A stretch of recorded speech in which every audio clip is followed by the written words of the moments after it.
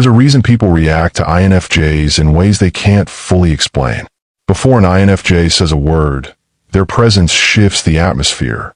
It's like a strange mix of calm, depth, and quiet intensity that leaves others feeling exposed, curious, or even a little afraid.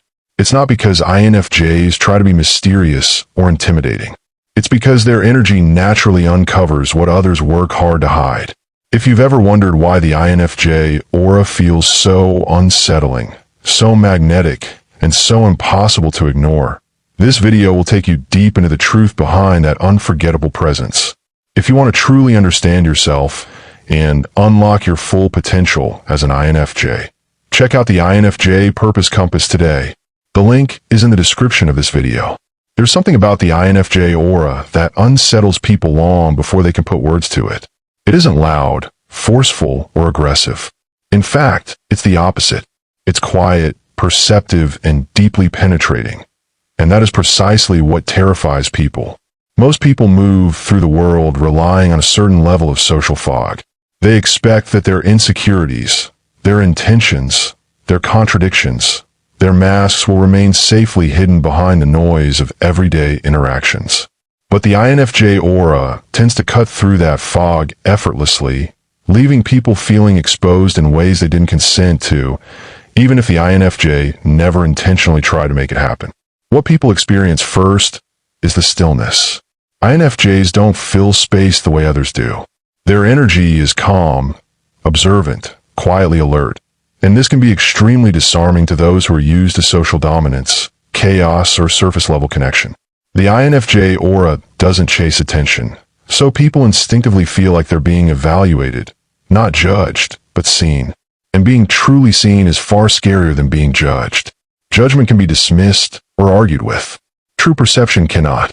There's also a mysterious depth in the INFJ's presence that people struggle to understand. Many have described it as standing in front of someone who knows far more than they say, someone whose silence carries weight. That depth makes others wonder what the INFJ might be thinking, what they might have already figured out, what truths they might be quietly holding. Most people are uncomfortable with uncertainty, especially when it comes in the form of another person's sharp intuition.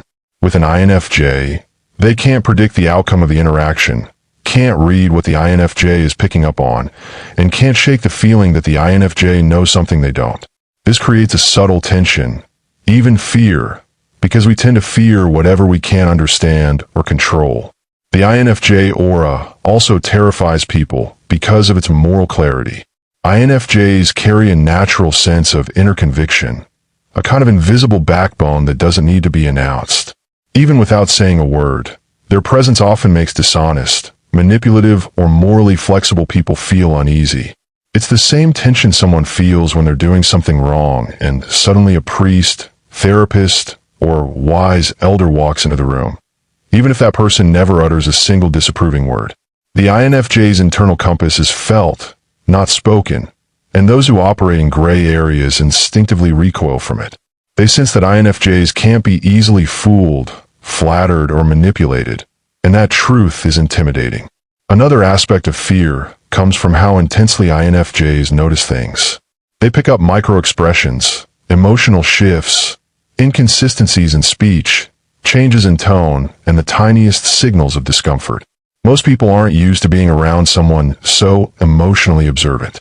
Many spend their lives hiding their wounds behind polished personas or curated behavior. When they stand near an INFJ, they feel their mask slipping even if the INFJ hasn't said a word.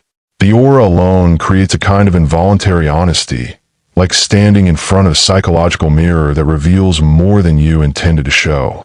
And nobody likes feeling that naked. The INFJ's emotional energy also has a paradoxical duality that confuses and scares people. There is softness paired with intensity, gentleness paired with insight, warmth paired with an eerie ability to see through deception. Most personalities lean one way or the other, making them predictable. But INFJs are difficult to categorize. They can be nurturing yet firm, empathic yet impossible to manipulate, quiet yet incredibly strong. That duality makes people nervous because they can't figure out which version of the INFJ they're dealing with. This unpredictability, not chaotic but deeply layered, leaves others feeling off balance. What amplifies the fear even further is the INFJ's emotional impact. Without trying, their energy has a way of making people question themselves, reflect on their behavior, and confront uncomfortable truths. Being around an INFJ can feel like entering a space where authenticity is required. Some people find this healing. Others find it threatening. Those who have unresolved emotional issues, hidden agendas, or fragile egos may react with defensiveness, avoidance, or hostility because the INFJ presence activates the very insecurities they've spent years avoiding. Another unsettling part of the INFJ aura is their unpredictability in confrontation. People expect quiet personalities to be passive, agreeable, and easily controlled. And for the most part, INFJs try to keep the peace. But when their boundaries are crossed or someone is harming others, INFJs shift into an entirely different mode. Calm, calculated, and unshakably assertive. This sudden appearance of strength terrifies people because it contradicts the soft exterior they assumed they understood. It exposes their underestimation and reveals that the INFJ has been paying attention all along, choosing peace not out of weakness but out of restraint. The INFJ aura is terrifying because it carries a sense of emotional independence. They don't cling to people, don't beg for validation, don't engage in petty drama, and don't attach their identity to external approval. This makes them unpredictable to those who rely on control, attention, or emotional dependency to feel secure. The INFJ energy says, I can walk away at any moment, and I'll be fine. Most people don't know how to handle someone who is simultaneously compassionate and utterly untethered. The INFJ aura terrifies people because it forces them into truth about themselves, truth about their intentions, truth about their insecurities, and truth about their character. And truth is the one thing many humans spend their entire lives running from. INFJs don't chase power, they don't seek dominance, but their presence alone naturally dissolves illusion. And when illusions fall away, people are left exposed, vulnerable, and unsure of who they are without the walls they've built. There's another reason the INFJ aura unsettles people, and it has to do with the way INFJs hold silence.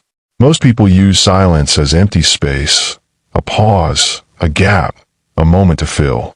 INFJs treat silence differently. Their silence feels intentional, meaningful, almost alive.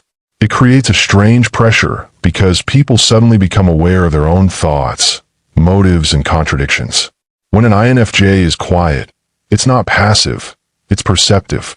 And that kind of silence forces others to confront whatever noise they've been avoiding. It becomes a psychological spotlight that nobody asked for, but everyone feels. People are also intimidated by how deeply INFJs listen. They don't just hear words.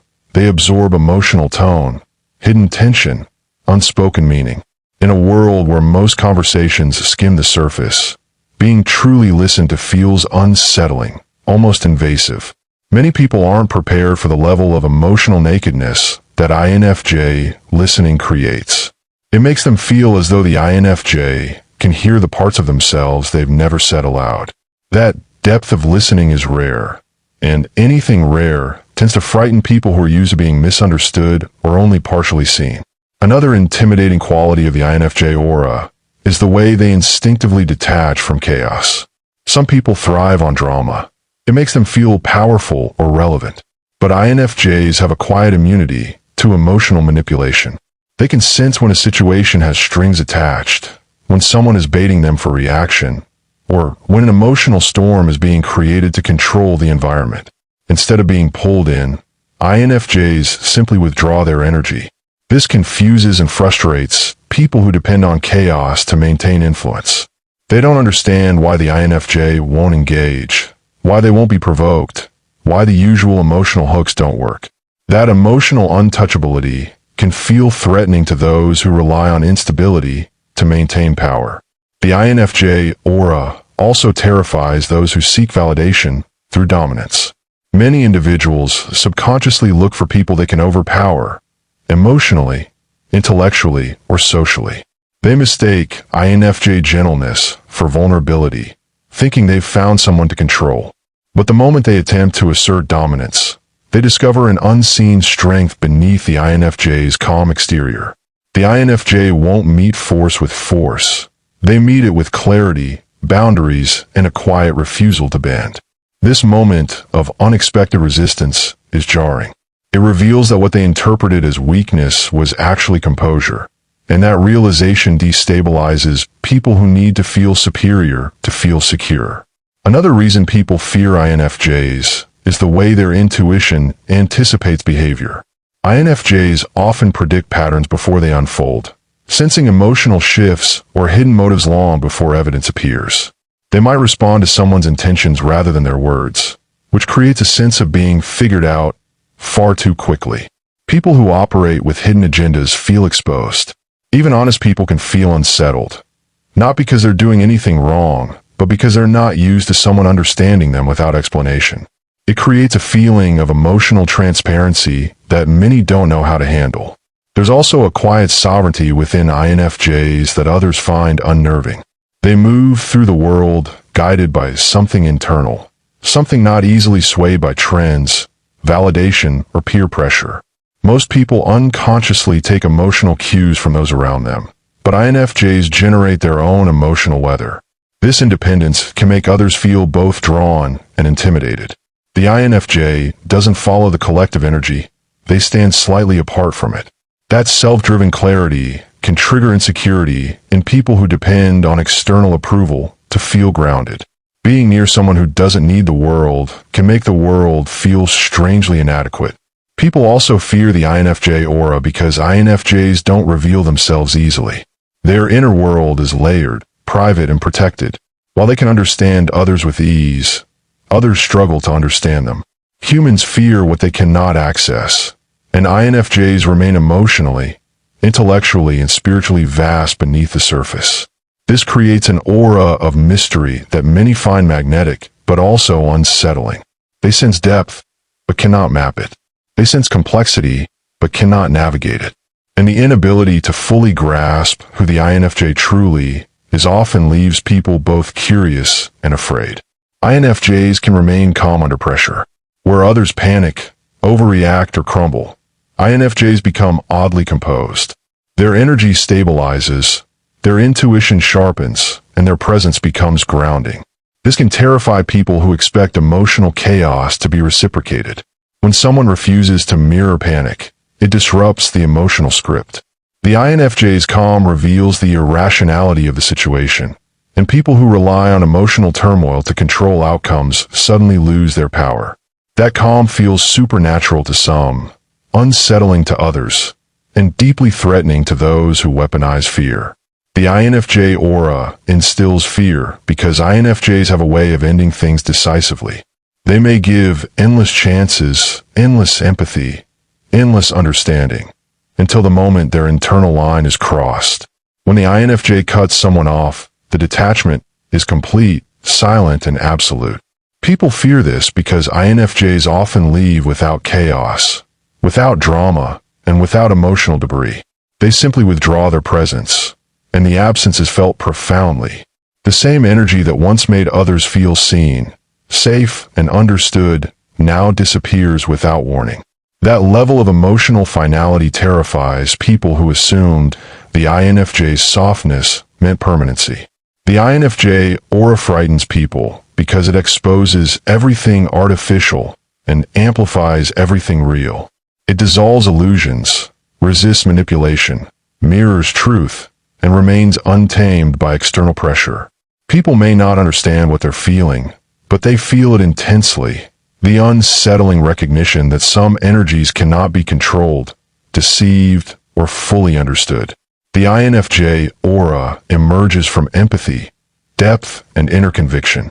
They move with intention, they listen with sincerity, and they perceive with honesty. Their mystery is not a performance, but a byproduct of a rich inner world that is not easily accessed. Their calm is not apathy, but stability. Their silence is not emptiness, but understanding. Those who are ready for truth find comfort in the INFJ presence. Those who are not often react with unease. But the aura remains the same, steady, intuitive, compassionate, and deeply anchored. The The INFJ does not need to prove their power. It simply radiates from who they are.